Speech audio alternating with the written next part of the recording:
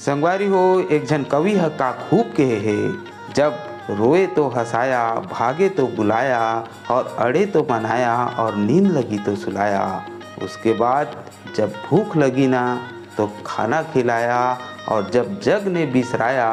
तब माँ बाप ने ही गले लगाया। संगवारी हो हमार जीवन में माँ बाप के भारी महत्व है। काबर की बचपन से बहुत दुख तकलीफ ले सही के हमार माँ बाप मन हमार परिपालन करथे और हमला इतना काबिल बना देथे कि ये दुनिया में हम खड़ा हो सकन। ओकर महिमा भारी महान है। हमार पंडित जी घलो कहा थे कि माँ बाप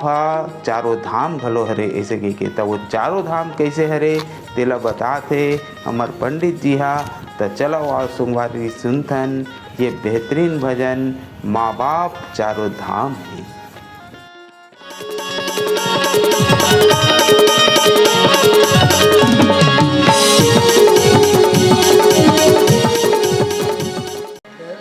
कर ले सतनाम के भजन ला, कर ले सतनाम के भजन ला, दाई ददा के मना ले चरण ला, दाई ददा के मना ले चरण ला। दाई ददा चारों धाम है,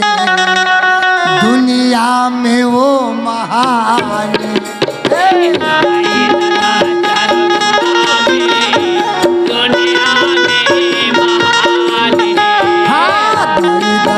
चारों धाम है, दुनिया में वो महान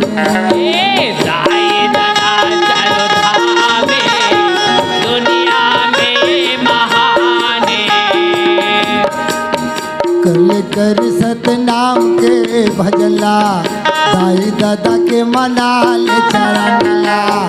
कर ले सतनाम के भजनला, दाई दादा के मना ले चरण ला।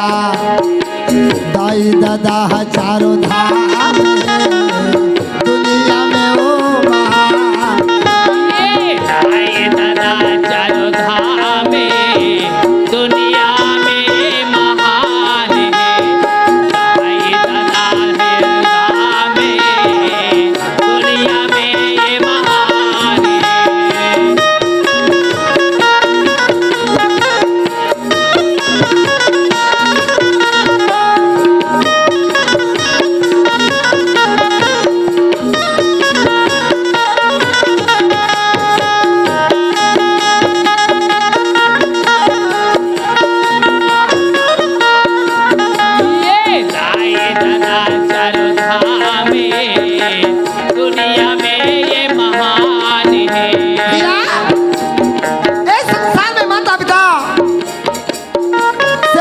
देवता नहीं है।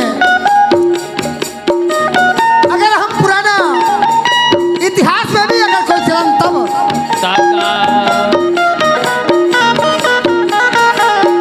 चरण मनाइस सरवन बेटा, चारों धाम घुमाइस, चारों धाम घुमाइस संतो, चारों धाम घुमाइस।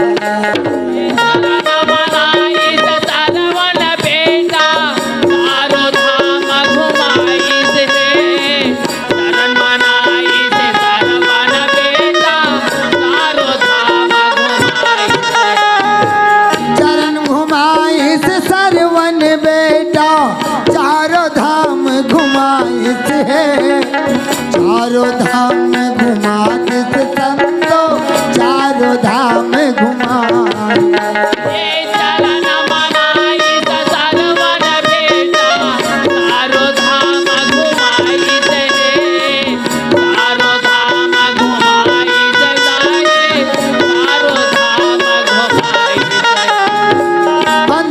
अंधेरी दाई ददाला, दुनिया में नाम कमा दिस है, दुनिया में नाम कमा दिस संतो, दुनिया में नाम कमाई है।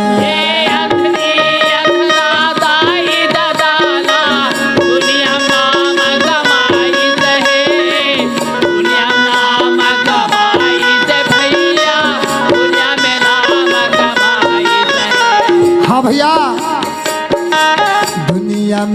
यही सारे दाई दादा चारों धाम दुनिया में आराम है दाई दादा यही सारे यही सारे दाई दादा चारों धाम ये दुनिया में मिसाल है दाई दादा चारों धाम है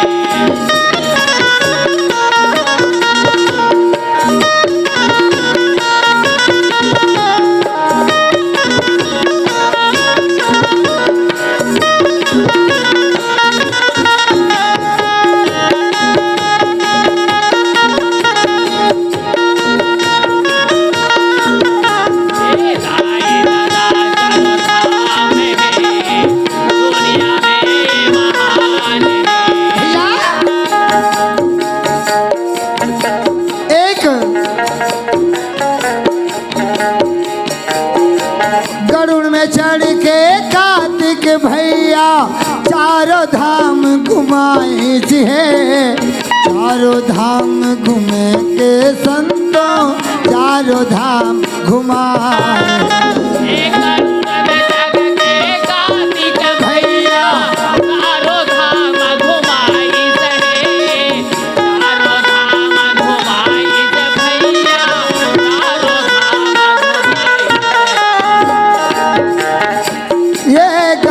चढ़ के कार्तिक भैया चारों धाम घुमाए चारों धाम घुमा दे संतो चारों धाम घुमाए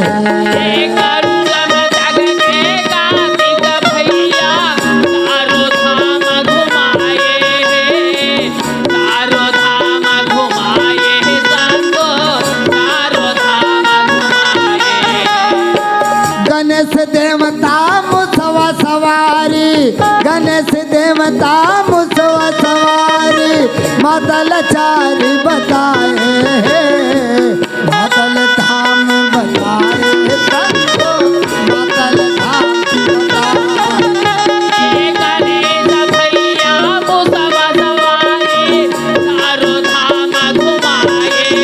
माता पिता ना वो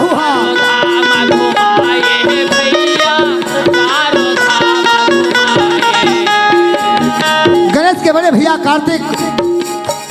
जे रहा गुरु में सवार होकर के चारों धाम की यात्रा करी लेकिन मुसवा सवारी गणेश देवता है तेन वही माता पिता ने चारों धाम बना करके भ्रमण करके भैया माता पिता के सुंदर आशीर्वाद पाली सब मोर बात ले दाई दादा चारों धाम